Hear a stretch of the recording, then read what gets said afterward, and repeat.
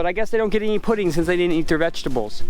Welcome to A Simple Life. This is the next day after we put our pigs in their little pasture. I just want to give you a brief update. I know it's really small, it's on purpose, but we are still gonna feed them. Actually, what I'm gonna feed them is going to be absolutely delicious.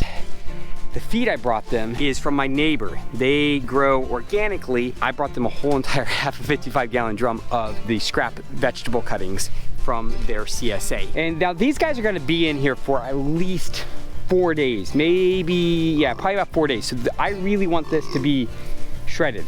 They're gonna be working for me. This is gonna be a job for them. This isn't luxury on the pasture type of deal. I will be feeding them like their normal rations, like they always get, but I'll probably be feeding them later into the evening, so that way in the morning when they're hungry, they're gonna root. I'm not starving my pigs. I'll just shift the routine around, and that'll force them to root a little bit more for me, because I do kind of have a schedule here. I want this kind of torn up ASAP. So anyways, they are getting their vegetables. They'll be getting vegetables whenever I can. The boys may be coming up today. We'll see about that. I think we're gonna get the plastic set up and see if we can't get the plastic up today. I've done it once before. It worked really well, and then the whole thing fell apart. So we'll see if this works any better.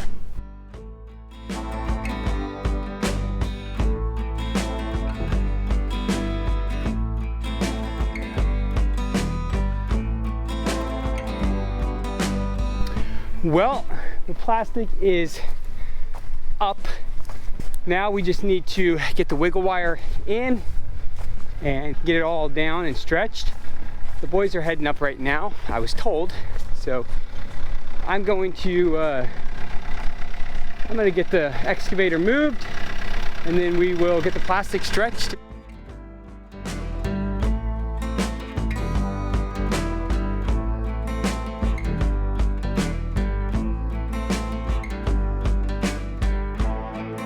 We got the plastic up. It's not stretched or anything like that. We just have it up.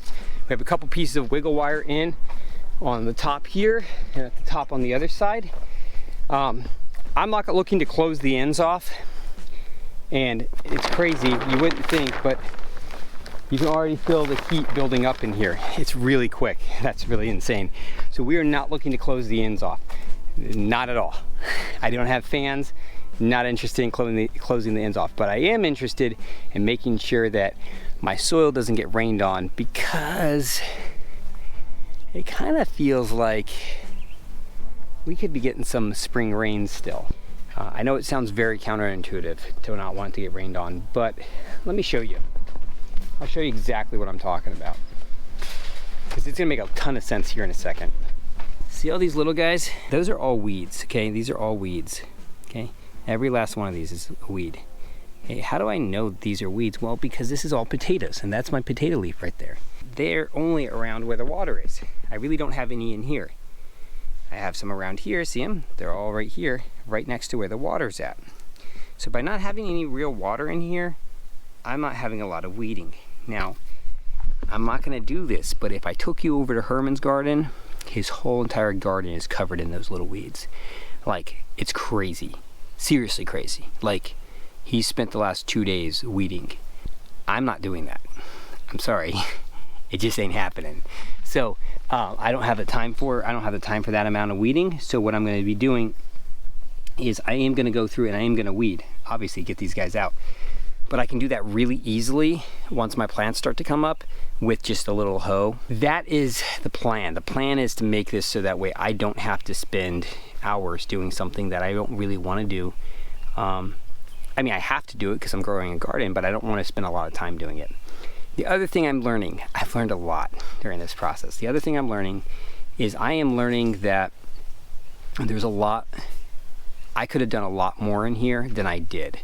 And you're going, well, duh, look how much space you have. You barely put anything in. Well, I really wasn't sure how to put it in, like how to stack it up. So I've been talking to my neighbors, and they have like a market garden, and man, they stack it. They get so stinking crammed full of vegetables. And I went, oh, wow, okay, I could be doing a lot more when it comes to like stacking up my vegetables. Like, for example, here's a great example.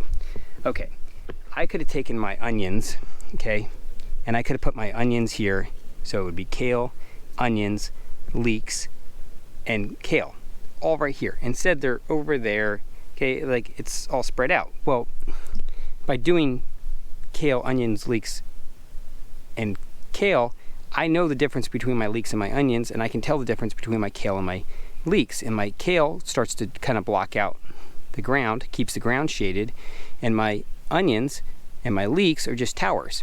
So I could have potentially done kale, onions, kale, leeks, kale. See what I mean? Yeah, I'm a new guy. I'll figure it out. It won't take me long, but I'll figure it out. There's a lot of stuff like that I could have done that I didn't do because I didn't really know, because I'm new to this. So because I'm new to this, I'm learning. So this year is going to be a real learning experience for me, and next year, hopefully, I do a much better job and we have a much bigger and more productive garden. And it's not because we need all those extra vegetables or all that extra food, but I want to grow it. So sell some, bless folks, whatever we do. But that's the idea, is that way we can grow it. You know, whenever you have more, you always find something to do with it. That's what I found in life. I'll show you what the plastic looks like when we're done. The boys made it up here and we got the plastic up. We tightened it down the best we could, and then we rolled up all the plastic, but it's pretty good. It's not a very warm day. It would be better to do this on a day where it was like 85 or something like that, but it was warm enough when we were getting this up. So we just finished, and so it's up. It looks good. All right, let's go check on the pigs. It's the afternoon. We can see how much of the vegetables they ate. Oh wow, they put a hurting on the veggies. I mean some of that's been stepped in the ground, but they put a pretty good hurting on those veggies, didn't you? I know why you put a hurting on the veggies. Tell me. Because I didn't give you any grain this morning. They said, yes, you're a jerk. You didn't give us any grain at all this morning. And so, of course, we put a hurting on the veggies. Okay. I'm going to spread this out a little bit more because I don't want it up against the fence. It was a little too close to that fence. I didn't want it up against the fence.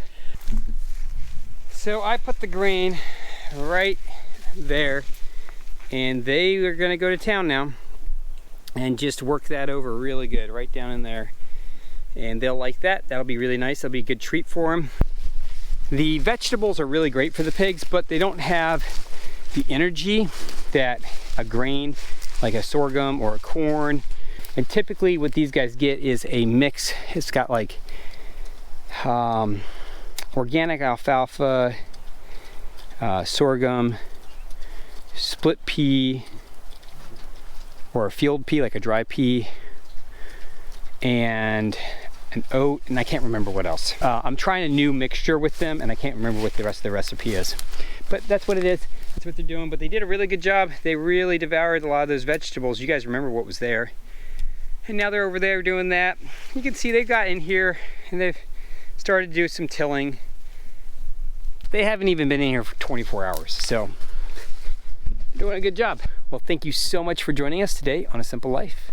We hope you enjoyed yourselves, and we'll see you tomorrow or the next day or whenever I put out another video. 3 times a week usually. All right, have a good night. Bye.